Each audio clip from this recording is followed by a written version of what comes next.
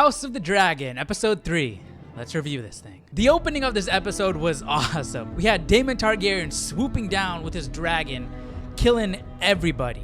I mean, he was mainly going for the Crabfeeder and his men, but there were some unfortunate victims to Daemon's dragon, getting stomped on by his feet or getting burned up by the dragon breath. The episode goes on and it focuses mainly on the relationship between Rhaenyra and the king, because it's a special day.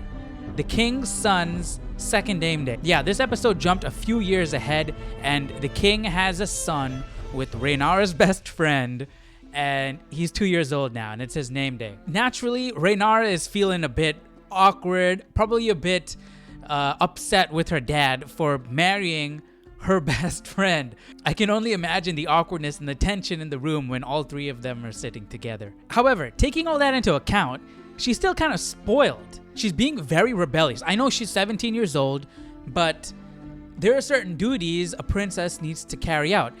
One of them is getting married. And sure, I completely understand she doesn't want to get married, that's fine. But she doesn't want to even be there for the name day for her brother. Sure, yeah, okay, fine. Her brother is the son of her best friend and her dad, so it's awkward. She doesn't feel like she should even be there. The way it comes off is like she's being a bit self-centered.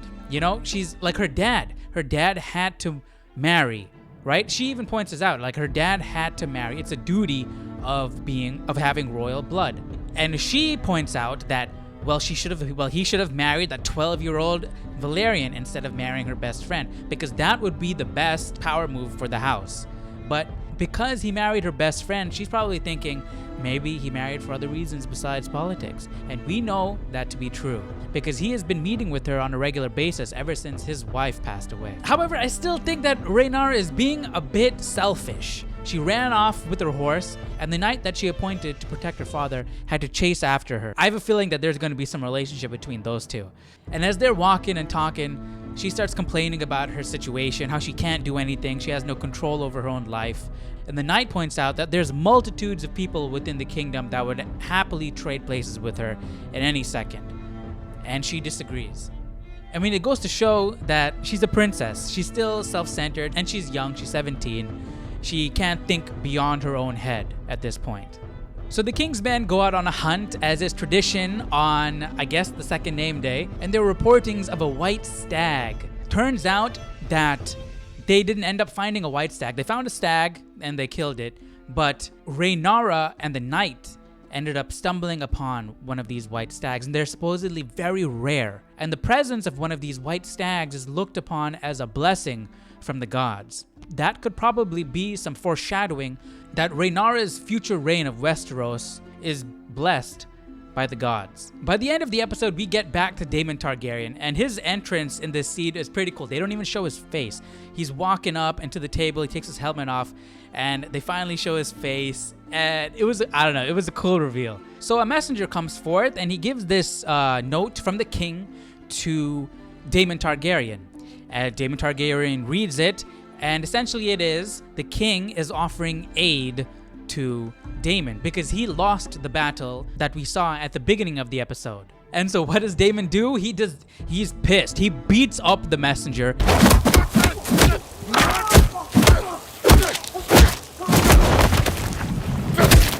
And he marches off to the Crabfeeder's territory because he does not want to take any aid from his brother. He'd rather die than take any aid. So he goes he goes to the beach that was showcased at the opening of this episode, and he tears a white fabric. So he makes his white flag and he surrenders. The Crabfeeder men start to come forth, and he gets on his knee, he pulls out his sword, and he offers it up, right? Showing that he is surrendering to the Crabfeeder. They come up to him, and he just starts killing. This man takes on the entire battalion single-handedly. So the funny thing is, the Crabfeeder's men are coming out in hordes, right?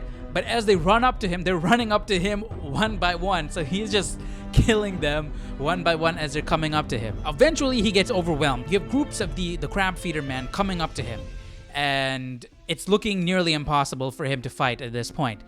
and they keep showing these overhead shots, so everybody's expecting it. And right on cue, this dragon comes in and burns up everybody. And that's how the episode ends, right there, with a bloodied up Daemon Targaryen and a beach full of dead people. I do have to say that these House of the Dragon episodes, while the third one is the best one, and it was good, it was really good, it can't hold its weight to Game of Thrones at its prime.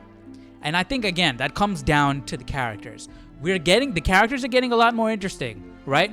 This episode really hyped up Daemon Targaryen. And I'm also starting to really like the king. So we're gonna have to see in the future how things play out, and hopefully this show can get up to Game of Thrones level of epicness. That would be really awesome. All in all, I thought the episode was good. This was definitely the best episode. It seems to be that the first episode, second episode, third episode, it's getting better as it's going on. I can't say the same for the Rings of Power. That show seems like it's getting worse as it's going on. I mean, we only got 2 episodes of that, but House of the Dragon has it beat so far. So let me know your thoughts down below in the comment section. What did you guys think about this episode? And I'll see you guys in episode 4. Take care.